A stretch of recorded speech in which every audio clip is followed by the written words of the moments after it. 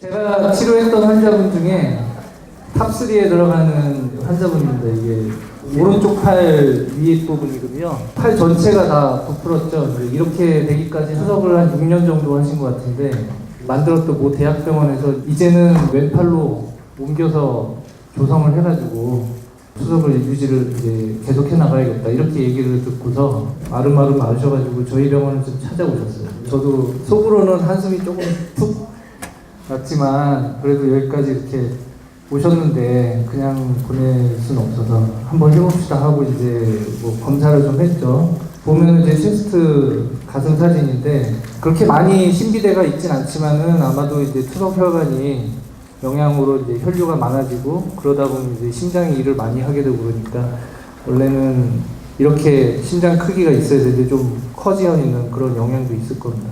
그래도 수술을 해서 1차로 이렇게 한번 줄이고 2차로 이제 이분 최근 이제 상처가 완전히 이제 나은 사진이 아직 준비가 안 돼서 이제 여기까지 보여드리는데 이렇게 행복하게 다시 이제 잘 쓰고 계십니다. 오늘은 이제 투석혈관이 어떤 거를 수술을 해야 될지, 수술을 한다면 어떻게 하는 게 좋을지 이거에 대해서 좀 같이 얘기도 하고 들으셨으면 좋겠습니다. 뭐 다 아시는 얘기지만은 자꾸 찌르다 보면은 투석혈관이 커질 수밖에 없고 또 염증이 생기고 그러면은 갑자기 더 부풀고 문제가 생기겠죠. 근데 이제 이걸 좀 연구하는 사람들이 좀 더 깊이 연구를 해보니까 혈역학적인 요소, 혈류가 협착이 생기면은 맴돌이 같은 와류가 생긴다고 하고 혈전도 끼고 혈관의 압력도 상승하게 되고 좀 더 이제 이게 원인이 다른 게 있지 않을까, 분자생물학적인 그런 이제 실험실적인 연구를 해보니까 혈관벽을 이루는 섬유성 그런 파이버들, 기질 물질들이 분해가 되고 그런 것들이 혈관을 커지게 하는 원인이 될 수도 있겠다, 이렇게 얘기를 하고 있습니다. 근데 그게 뭐 지금 투석혈관을 치료하고 또 투석실에서 관리하는데 좀 참고를 할 수 있는데 직접적인 도움은 줄 수는 없겠죠. 조금 더 이제 보면은 기억하셔야 될 거는 이게 뭐 베르노이라는 분이 1800년대에 정리해가지고 얘기한 건데 혈관 단면적이 커지면은 압력은 커진다. 요거를 기억하시면 되겠습니다. 그 다음에 포아주유라는 그런 분이 정리한 법칙인데 이 그림을 보시면은 A 그림이 들어오는 혈류가 일정하다고 이렇게 그 물기둥을 세워놨죠. 거기서 이제 한 1초에 10cc 정도 되는 혈류를 흘려 보낸다고 했을 때 B 그림을 보면은 이제 길이가 2배가 됐습니다. 나가는 도관이요. 그러면은 이제 속도가 절반으로 준다는 거죠. 길이가 2배가 됐으니까. 그 다음에 C번을 보면은 나가는 관은 크기를 2배로 늘렸어요. 직경은. 그랬더니 면적에 비례하는데 면적에 비례하는 것보다도 더 크게 직경의 4제곱에 비례해가지고 16배 되는 물이 흐르는 거죠. A 그림에 비해서. 혈관 직경하고 굉장히 연관이 많이 있겠다, 이렇게 좀 생각하시면 되겠습니다. 그 다음에 또 혈관이 어떻게 배열되어 있느냐에 따라서 일렬로 쭉 올라가느냐, 여러 갈래 길이 있느냐, 그거에 따라서 저항 정도가 달라지기 때문에 혈류량이 또 달라질 수 있다는 거. 특히 이제 어밤 위팔인 경우에는 길이 하나로 해서 아치로 해가지고 올라갈 수밖에 없죠. 거의 대부분이. 그런 경우에 이제 아무래도 저항이 더 생길 수밖에 없다는 거. 그 혈관벽을 이제 자꾸 찌르다 보면은 혈관벽이 한쪽이 조금씩 튀어나오기 시작하죠. 근데 이제 그게 속도가 점점 빨라질 수밖에 없는 이유가 접착력이라는 게 있는데 이 벽이 얇아지면은 얇아질수록 텐션은 더 많이 늘어납니다. 혈관벽이 원래 좀 두께가 어느 정도 유지되다가 점점 얇아지기 시작한 포인트가 생기면은 그 부분이 더 빨리 늘어날 수 있다는 거죠. 이런 치갑이 이제 증가하는 요인도 이런 동맥류를 만드는데 기여를 한다는 겁니다. 그럼 이런 식으로 동맥류가 혈관이 부풀으면 어떤 문제가 생길 것이냐. 근데 그냥 얌전하게 부풀어 있는 경우는 뭐 투석 기능 자체에는 크게 영향을 미치지 않는다고 되어 있습니다. 그래서 뭐 도끼 가이드라인에서는 특별하게 이거에 대해서 어떻게 치료를 해라라는 직접적인 내용은 없고 문학부 있는 데가 좀 커져 있으면 그거는 수술적인 교정 수술을 권고한다, 이 정도로만 돼 있고 구체적인 가이드라인이 없습니다, 현재. 하지만은 임상적으로 저희가 볼 때 이런 병적 변화, 뭐 통증이 생긴다든지 거대 혈류에 대해서 좀 이따 이제 얘기 드릴 건데 또는 손이 허혈증이 생긴다든지 이런 혈류량의 그런 문제가 생긴다든지 또는 이렇게 출혈이나 파열 위험성이 증가하는, 더 나아가서 감염이 이제 생기는 경우 겉에서는 잘 모르는데 이제 찌르면은 어느 날부터 피가 잘 안 나오거나 또는 뭐 혈전이 나오거나 그런 경우가 있죠. 그런 경우는 이렇게 초음파를 보면은 혈관 내벽에 혈전이 이제 만성적으로 쌓여가지고 이런 모습이 생기는 경우가 있습니다. 이런 경우는 이제 기능적으로 문제가 있으니까 치료를 해야겠죠. 이런 거대 혈류 투석 혈관에 대해서 이제 좀 더 얘기를 해볼 텐데, 예전에는 처음에 투석이라는 게 만들어졌을 때 60년 전에는 익스터널 션트라 그래가지고 동맥하고 정맥하고 따로따로 마치 우리가 요즘에 펌카테터 투석하듯이 혈관에 직접 그렇게 카테터를 연결을 하는 수술을 했었다고 합니다. 그 이유가 이제 혈류량이 거대해지고 많아지고 그러면 뭐 심장에도 문제가 생기고 이런 게 염려가 돼서 처음에 이렇게 시작을 했었는데, 60년대 초반에 이런 인터널 션트를 만들어 놓고 팔로우 해보니까 괜찮다. 그래서 이제 지금까지 이어지게 되겠죠. 하지만은 이제 이런 혈류량도 좀 적당하게 유지가 되면 좋은데, 바다 혈류 또는 거대 혈류 2.5리터 1분에 이렇게 많은 혈류량이 되면은 폐동맥 고혈압도 오고, 우려이 많이 되면서 고혈압을 유발할 수도 있고, 심장이 일을 많이 하게 되면서 점점 이제 심기능이 떨어지는 고박출성 심부전이나 또는 손으로 가는 혈류량이 부족해지는 도류증후군, 이런 것들이 만들어질 수가 있습니다. 예를 한번 보시면은 브라키오세팔릭 베인 투석혈관 위팔이죠. 12년 동안 이제 사용하신 남자분이신데 전반적으로 혈관이 좀 커져 있습니다. 이분은 이제 좀 지혈이 좀 잘 안 되고 그래서 오신 분이었는데, 엔지오를 해보니까 역시 위쪽으로 세팔리아치 쪽에 또 센트럴 베인의 협착병변이 있었던 분이고, 아마 다른 병원에서 치료를 받으셨으면 이쪽에 협착된 것만 치료해드리고 투석이 되니까 그냥 가십시오 이렇게 했을지도 모르겠습니다. 근데 저희 쪽에서는 나가는 문도 열어드리는 치료를 하지만은 들어오는 문을 좁혀서 혈류량을 줄여드리는 치료도 했던 분입니다. 이렇게 혈류량 검사도 해서 과다혈류라는 거 확인하고요. 그럼 이런 치료를 심혈관계에 미치는 영향은 어떤 것인가 좀 이제 연구된 거를 좀 찾아보니까, 한 연구에서는 한 100명 가까운 환자들, 그 거대 혈류를 갖고 있는 환자를 모아가지고 연구를 했는데, 그 중에 한 10% 정도에서는 심부전 세 번째 단계, 그러니까 뭐 움직이거나 가만히 앉아있을 때도 좀 숨이 차고 그런 증상이 있는 그런 단계까지 이제 오신 분들인 거죠. 근데 보면은 심부전 1단계나 2단계에 이제 경미한 증상이나 거의 증상이 없는 분하고 비교했을 때 평균 연령이나 무슨 어떤 투석 기간의 차이나 다른 이제 특이점은 없었는데, 심장에 대한 검사를 해보니까 평균적인 이제 투석 혈류량이나 심박출량 이런 것들이 훨씬 높았다는 거죠. 그래서 그 환자들이 얼마나 높은가 이거를 평균값을 한번 내보려고 해보니까 3단계 정도 가신 분들은 카디악 아웃풋 심박출량이 한 1분에 8.4리터. 보통 이제 평균 남자분들이 한 심박출량이 5.5리터 내외 정도로 돼 있죠. 투석 환자들은 심장 기능하는 일이 한 1.5리터에서 2리터 정도, 이런 과다혈류까지 되면은 거의 이렇게 3리터 가까이 되는 피를 더 돌리려고 열심히 일을 하고 있다는 거죠, 심장이. 그래서 이런 것들을 이제 상간 도표로 이렇게 그려보니까 따로 노랗게 카테고리를 지은 이 10분 그 10%에 들어가는 심부전 3단계 환자들인데, ROC 곡선이라고 하는 가장 최적점을 찾는 곡선 커브를 그려가지고 보니까 2리터 정도의 그 혈류량을 갖는 경우에서 그런 민감도 특이도가 올라갔다 예측할 수 있다는 보고를 했습니다. 심박출량이라는 건 이제 그 스트로크 볼륨, 1회 박출량이라는 건 한 번 심장이 뛸 때 내보내는 이제 혈액량이고, 보통 한 60에서 80cc 정도 이렇게 된다고 합니다. 이제 이거를 1분 동안 이제 계산을 하면은 심박출량이라고 하는 카디악 아웃풋이 나오고, 요거는 이제 당연히 1분 동안 뛰는 맥박수를 곱해가지고 계산을 하겠죠. 여기에서 이제 더 나아가서 심계수라는 개념이 나오는데, 심박출량을 체표면적으로 나누는 겁니다. 그러니까 같은 심박출량을 갖고 있어도 체구가 큰 사람은 당연히 많을 수밖에 없으니까 그걸로 좀 보정을 해가지고 심계수라는 걸 만들어서 이제 좀 생각을 해보자, 이런 개념입니다.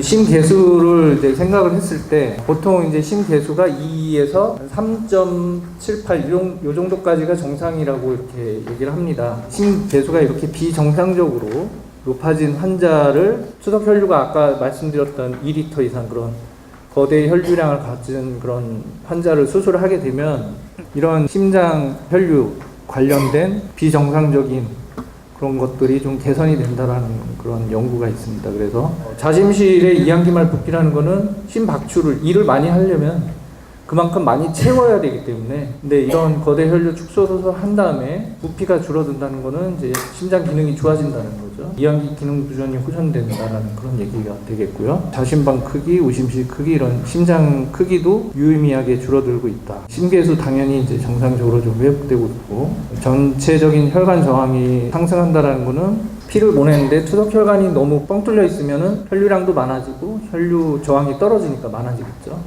그런 것들, 또 혈압에도 또 영향을 미칠 수가 있습니다. 그래서 혈압이 좀 개선되는 효과, 이런 것들도 올 수 있다고 이렇게 얘기하고 있습니다. 근데 이제 심계수가 정상적인 그런 환자를 수술하게 되면 이런 심혈관 상태 개선이 좀 효과가 떨어진다라고 이렇게 얘기하는 거죠. 심계수가 정상적인 환자라는 거는 애초부터 좀 체구가 커가지고 투석 혈류가 그거에 비례해서 좀 많아지는 환자일 수도 있는 거고, 이미 심부전 3단계까지 가버리면 심계수가 오히려 다시 떨어지게 됩니다. 그때는 이미 좀 늦은 때다, 이렇게 생각할 수도 있는 거죠. 그러면 이제 왜 우리가 거대 혈류, 투석 혈류를 수술해야 되는가에 대해서 이제 좀 얘기를 해봤고요. 방법들을 저희가 소개를 해드리겠습니다. 동맥류 자체를 아까 커져 있는 겉에 보이는 혈관을 줄인다고 해서 혈류가 줄어들진 않습니다. 물론 그 큰 혈관에 생기는 문제들, 뭐 혈전이 차 있다든지, 염증이 자꾸 반복된다든지, 피부가 잘 안 난다든지, 그런 것들은 개선이 되겠지만은 커져 있는 혈관을 줄인다고 들어오는 혈류가 줄어들진 않죠.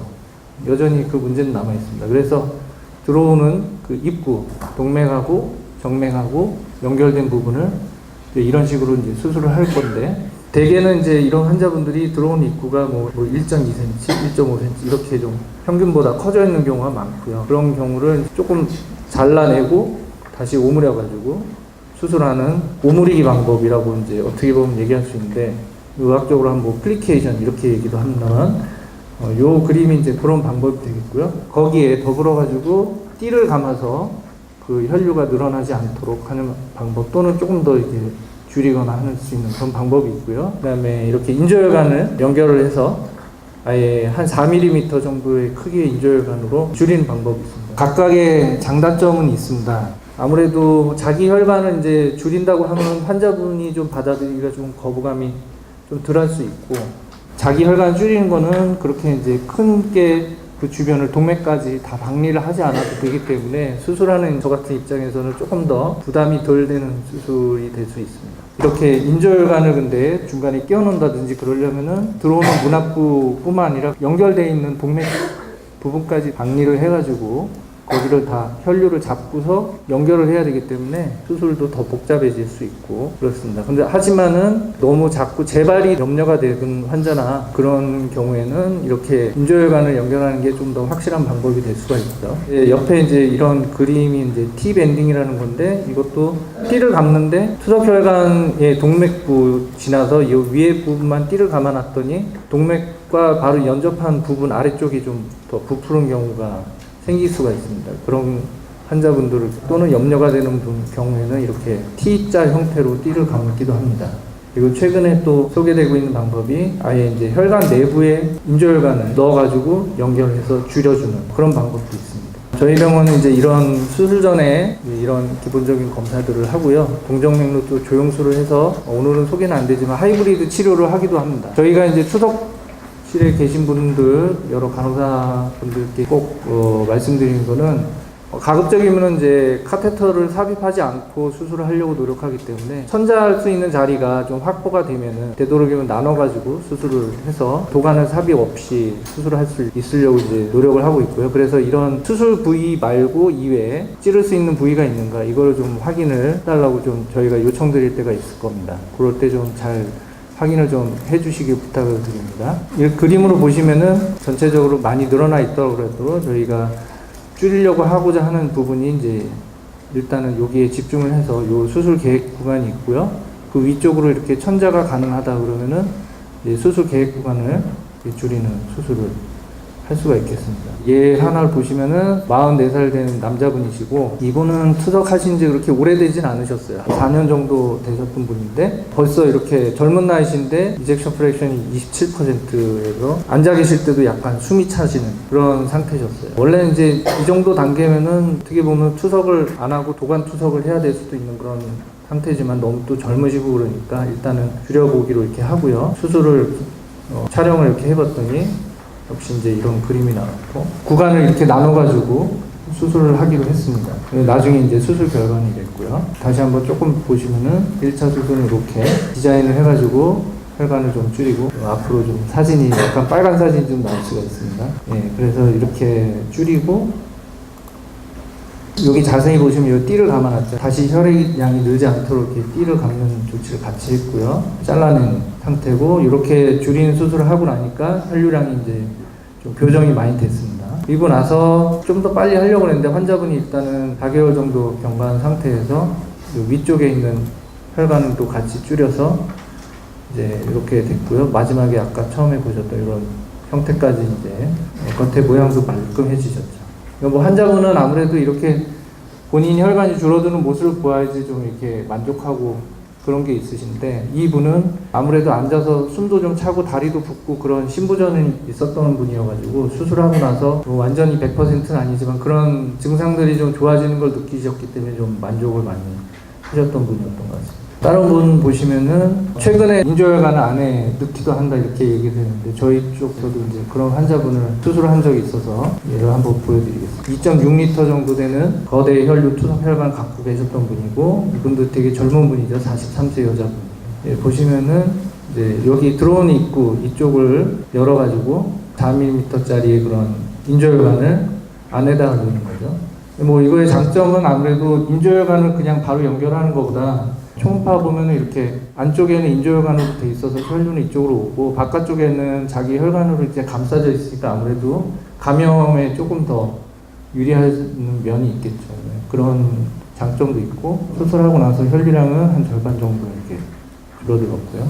다른 환자분 보시면은 이렇게 뭐 줄이는 수술만 있는 게 아니고 너무 석회화가 심하고 그런 경우에는 어쩔 수 없이 이제 잘라내야 되는 경우도 있습니다. 그래서 여기 레디오세팔릭을 갖고 손목 부위에 연결되어 있는 부위인데 이 손목 부위가 굉장히 이제 커져 있고 그 부위가 쓰면서 석회화가 다 진행이 됐어요. 그래서 그 부분을 잘라내고 연결을 하는 건데 그 전에 이분이 이쪽에 엘보우 조인트 가까이 있는 부분 찌르는 자리가 커져 있는데 혈전이 생겼는지 찔러도 그 혈전만 나오고 투석이 안 된다 이렇게 해서 오신 거예요. 그러니까 그 전까지는 투석실에서 투석이 되니까 이렇게 혈관이 커지고 문제가 있어도 그냥 투석을 계속 하시다가 결국 이제 찌르고 투석하는데 문제가 생기니까 오셨던 거고 그래서 일단은 먼저 그쪽 먼저 해결을 이렇게 수술을 해서 했고요. 그 다음에 석회화된 부분은 잘라내고 인조혈관으로 이렇게 연결을 했습니다. 그리고 이제 뭐 줄이는 수술하는 경우가 대부분이긴 하지만 아주 드물게는 또 이렇게 아주 쓰시다가 이 동맥균류가 결국 터져가지고 오신 경우도 있었는데 이 환자분도 이제 브라키오세팔리 갖고 계신 분인데 다른 데는 혈관이 좀 깊습니다. 그러니까 한정적으로 찌르는 데만 찌를 수밖에 없겠죠. 계속 거기에 사용하다가 결국은 이제 이렇게까지 상처가 커졌고 그러다 이제 파열이 된 다음에 오신 분입니다. 그래서 어쩔 수 없이 이분은 이제 이 혈관을 살릴 수가 없고 인조혈관을 이제 연결해서 투석을 이제 할 수 있도록 이렇게 만들어 드렸는데 대신에 이제 한 3주 정도는 카테터 투석을 하셨던 분입니다. 예, 그래서 여러 가지 내용은 또 드릴 말씀 많이 있지만은 일단 오늘 여기까지 말씀드리고요. 중요한 거는 좀 이런 투석혈관 확장 변화 예방 조기 발견 이걸 좀 일단 먼저 말씀드리고 싶습니다. 오늘도 제가 기회 됐을 때마다 이렇게 얘기를 드리고 해서 그런지 만 6년 되신 브라키오세팔릭 환자분이셨는데 요양병원에 계신 분이 이제 한번 점검을 받아보라고 해서 투석혈관이 많이 커져 있는 분이었고요. 네, 오셨더라고요. 역시 확인해 보니까 혈류량이 많이 늘어나가 있고 또 나이도 젊은 분이셔가지고 좀 앞으로 부담이 될 수도 있고 예전에 또 6년 전에 그 심장 허혈증으로 이제 스텐트도 하셨던 분이고 그랬습니다. 다행히 심장 검사했을 때는 이상은 없었는데 앞으로 향후가 중요하니까 이제 줄여보자 이렇게 말씀드렸어요. 투석실에서도 이제 이런 것들에 대해서 조금 인지를 하고 계시는 거 아닌가 이런 느낌이 좀 왔습니다.